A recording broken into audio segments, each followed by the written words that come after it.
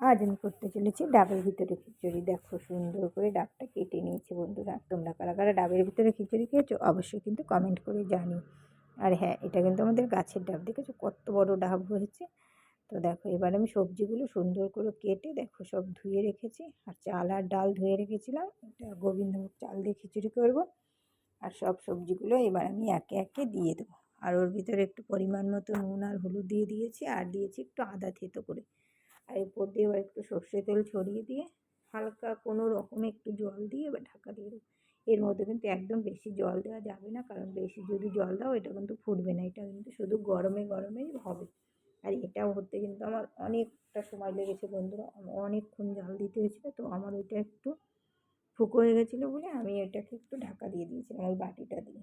তো দেখো খিচুড়িটা আমার একদম শুকনো শুকনো হয়ে গেছে, কারণ এতে বেশি জল দেবে না। একদম যদি জল দাও তাহলে কিন্তু জলটা থেকে যাবে। তো নামানোর আগে আমি একটুখানি ঘি দিয়ে দিয়েছি। তো দেখো বন্ধুরা আমার খিচুড়িটা কিন্তু একদম রেডি। চলো